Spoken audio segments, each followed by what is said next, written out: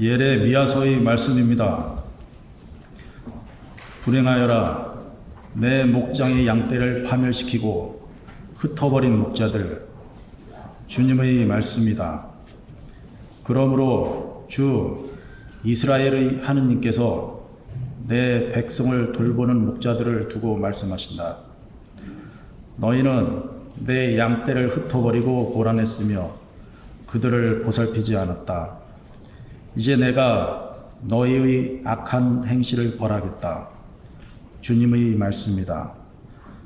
그런 다음 나는 내가 그들을 쫓아보냈던 모든 나라에서 살아남은 양들을 다시 모아들여 그들이 살던 땅으로 데려오겠다. 그러면 그들은 출산을 많이 하여 번성할 것이다.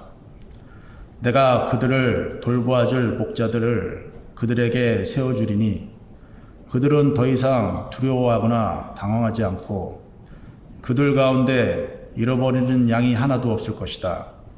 주님의 말씀이다. 보라, 그날이 온다. 주님의 말씀이다. 내가 다윗을 위하여 의로운 싹을 돋아나게 하리라. 그 싹은 임금이 되어 다스리고 슬기롭게 일을 처리하며 세상에 공정과 정의를 이루리라. 그의 시대에 유도가 구원을 받고 이스라엘이 안전하게 살리라. 사람들이 그의 이름을 주님은 우리의 정이라고 부르리라. 주님의 말씀입니다. 하나님 감사합니다.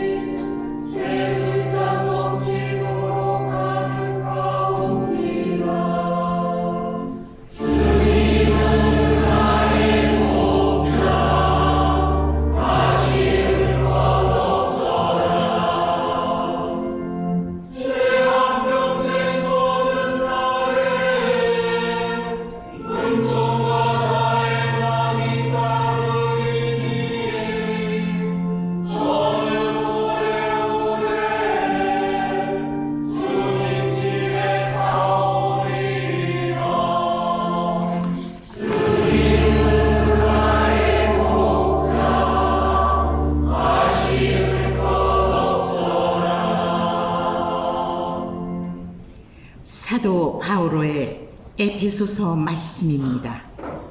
형제 여러분, 이제 한때 멀리 있던 여러분이 그리스도 예수님 안에서 그리스도의 피로 하느님과 가까워졌습니다. 그리스도는 우리의 평화이십니다. 그분께서는 당신의 몸으로 유다인과 이민족을 하나로 만드시고 이 둘을 가르는 장벽인 적개심을 허무셨습니다. 또 그 모든 계명과 조문과 함께 율법을 폐지하셨습니다.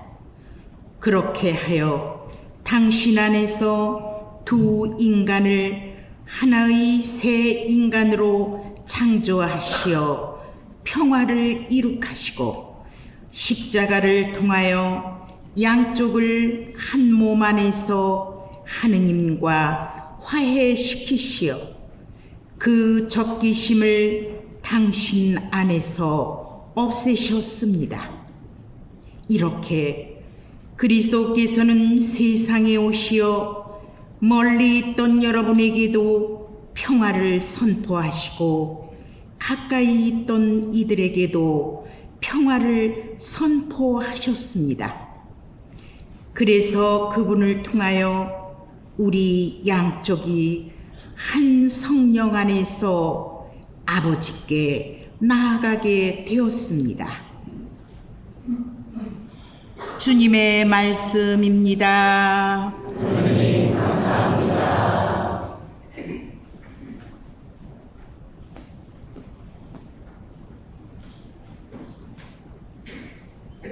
일어나십시오.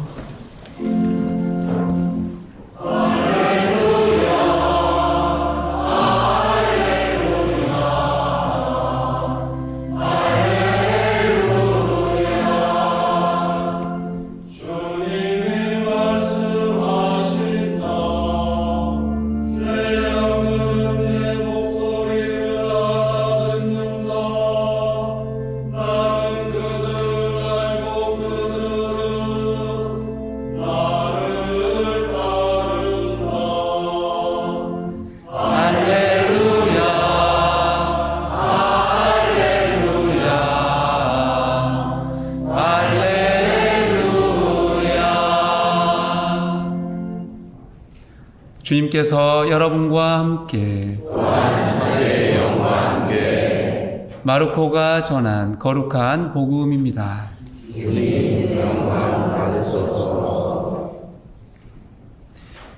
그때 사도들이 예수님께 모여와 자기들이 한 일과 가르친 것을 다 보고하였다. 그래서 예수님께서 그들에게 너희는 따로 외딴 곳으로 가서 좀 쉬어라 하고 말씀하셨다. 오고 가는 사람들이 너무 많아 음식을 먹을 겨루조차 없었던 것이다. 그래서 그들은 따로 배를 타고 외딴 곳으로 떠나갔다. 그러자 많은 사람이 그들이 떠나가는 것을 보고 모든 고을에서 나와 육로로 함께 달려가 그들보다 먼저 그곳에 다다랐다. 예수님께서는 배에서 내리시어 많은 군중을 보시고 가엾은 마음이 드셨다. 그들이 목자 없는 양들 같았기 때문이다. 그래서 그들에게 많은 것을 가르쳐 주기 시작하셨다. 주님의 말씀입니다. 그리스도님 찬미합니다. 참 예수님, 미사하기 전에 옆에 분, 뒤에 분, 앞에 분과 인사를 나누셨는데요. 뭐 기분이 막 좋아지셨나요? 아니면 뭔가 아직도 좀 쑥스럽고 뭐가 살짝 거시기가 뭔지 모르겠다 거시기한가요? 뭐 처음이니까 그렇고 다음 주는 우리 사목회장님께서 어떻게 하실 텐데 궁금합니다. 그 다음 주부터는 여러분 스스로 이제 스스로 또 하셔야 되는 건데요. 인사하는 건 좋은 거 아닐까요? 네. 혹시 그거 들어보신 적 있어요? 아, 저 사람은 참 인사성이 박네. 칭찬이죠, 칭찬. 인사를 잘하는 것도 놀라운 능력이 될 수 있을 것 같습니다. 그래서 여러분께서 인사를 좀 잘하시면 어떨까 싶습니다. 제가 김포에서 사목한 적이 좀 있었는데 두 분의 어르신의 이야기를 먼저 해드릴 텐데요. 여러분하고 비슷할까요? 아니면 완전 다를까요? A 어르신입니다. 그분은 허리가 좀 안 좋으셔가지고 성당 미사를 나올 수가 없어서 봉송체, 환자 영성체를 하시는 분입니다. 물론 이제 한 달에 한 번 환자 영성체를 하러 간 분인데요. 어느 날 우연히 제가 산책을 하다가 그분이 밭에서 호미를 메고 풀을 뽑고 있는 장면을 제가 목격하게 됩니다. 그래서 그분께 여쭤봤습니다. 어르신, 아니 허리 아프다고 성당도 못 나오는데 밭은 어떻게 메세요? 뭐라고 대답하셨을까요? 성당 가서는 너무너무 아파서 앉아있을 수가 없는데 밥 멜 때는 그나마 나아서요. 네, 그분의 연세는 80이 넘었습니다. A라는 어르신을 말씀드렸고, 이 B라는 어르신은 얼마나 일을 많이 하셨는지 등이 이미 굽으셨습니다. 허리를 펴세요 라고 해도 이렇게 펴지지가 않은 분입니다. 이미 등이 굽어져 계십니다. 그런데도 그 등은 굽은 등으로 계속 일을 하십니다. 그래서 제가 뭐라고 했습니다. 어르신, 일만 하고 살려고 이 세상에 태어나셨어요? 왜 일만 하세요?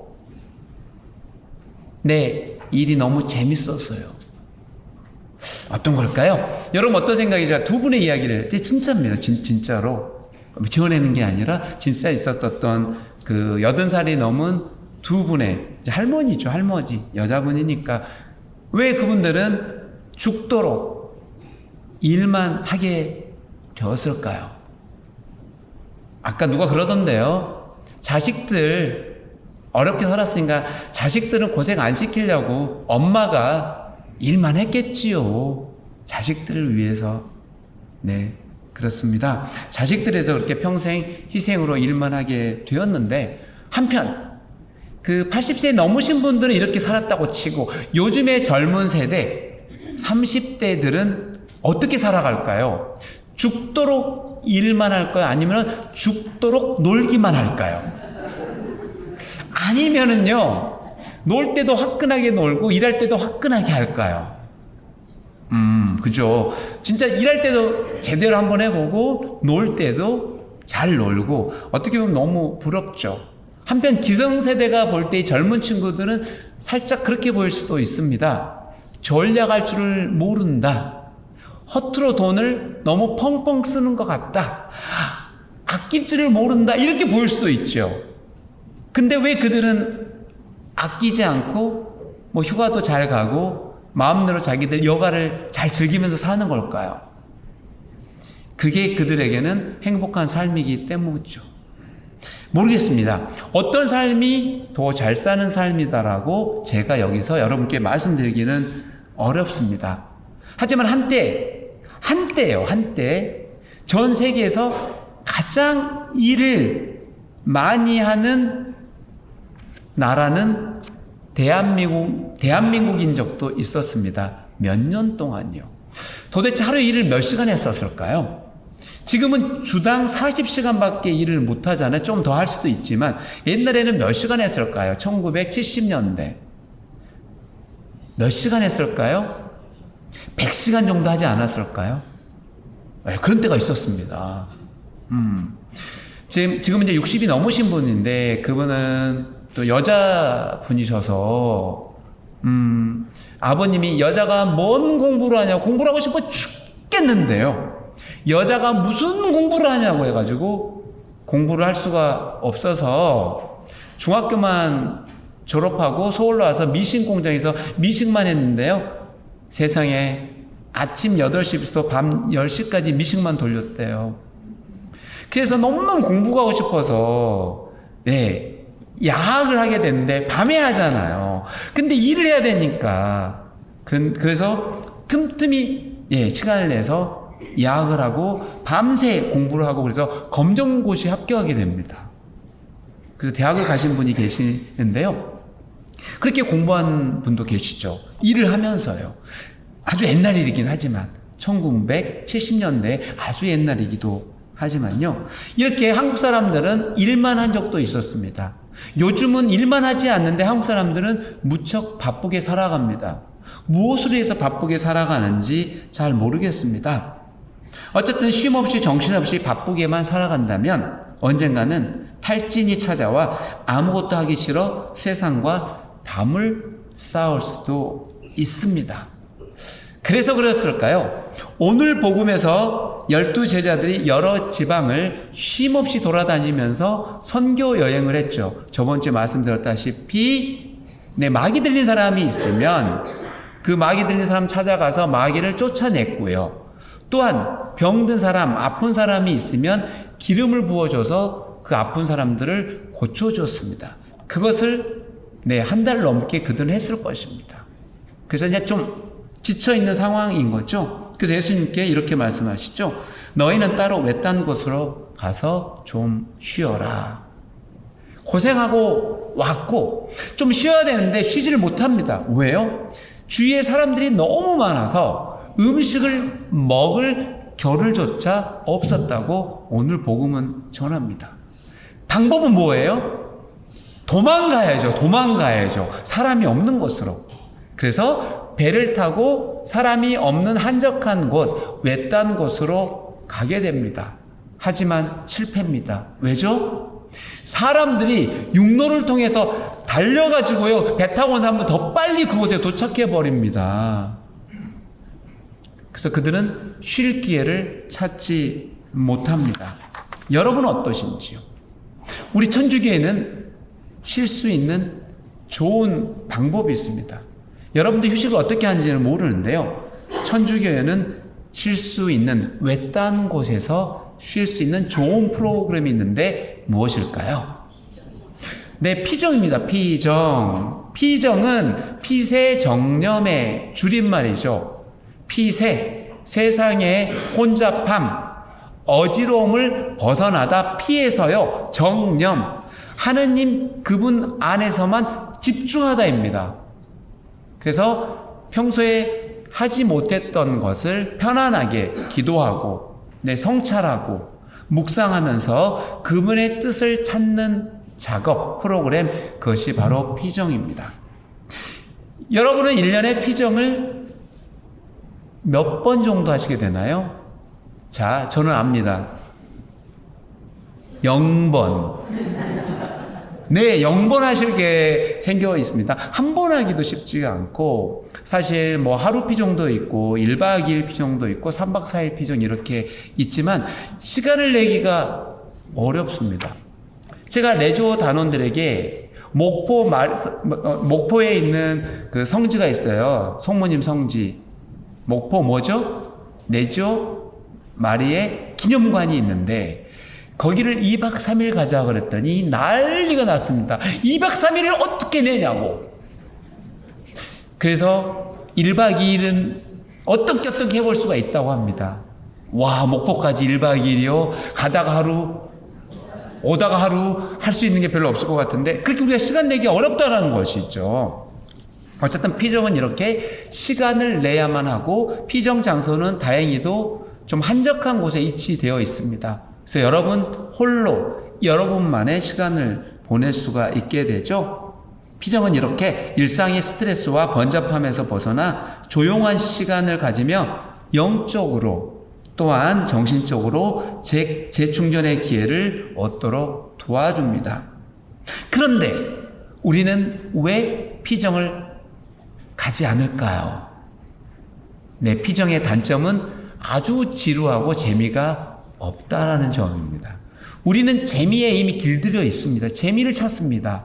너무 재미만을 찾다 보니 지루한 거는 견디지를 못할 수도 있습니다. 하지만 그 지루함 속에는 쉼이 있습니다. 요즘 젊은 친구들이 잘하는 것이 바로 멍 때리기입니다. 들어보셨을 것입니다. 불멍 들어보셨어요? 불타는 거 있잖아요. 모닥불 탁 펴놓고 불꽃 탁 보고 있는 게 불멍이고요. 물멍은요? 동해안이나 제주도 이런 바닷가에 가서 바다를 보면서 가만 보고 있는 겁니다. 물멍입니다. 자, 우리는 어떤 멍을 할 수 있을까요? 제발 맞춰주세요. 네? 네? 네, 주님 바라보니까 주멍. 네, 감실만 바라보고 멍 때리고 있으면 됩니다. 멍. 그러면 집중하게 되는 거죠. 이렇게 할 수 있는 게 이게 피정입니다. 주님께서 사도들이 한 일의 보고를 들으시고 외딴 곳으로 가서 좀 쉬어라 이렇게 말씀하신 것은 일단 하던 일을 멈춰라 합니다.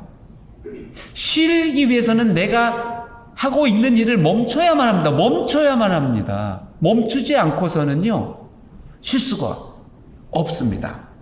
주님께서는 우리에게 하던 일을 멈추고 지금 우리가 하는 일의 가치와 삶의 방향이 제대로 가고 있는지를 성찰하라고 초대하고 있습니다. 이제 우리는 가던 길을 멈추고 나는 무엇을 위해서 쉼없이 달려가고 있는가를 생각해 볼 필요가 있습니다. 물론 때로는 숨가쁘게 달려가야만 할 때도 있습니다. 하지만 숨차게 달려가더라도 성체 조배와 미사 그리고 피정과 같은 주님 안에서의 쉼은 우리 삶의 보석 같은 특별한 은총이 될 것입니다. 그래서 이번 여름 휴가는 주님 안에서 쉬셨으면 좋겠습니다. 잠시 묵상하시겠습니다.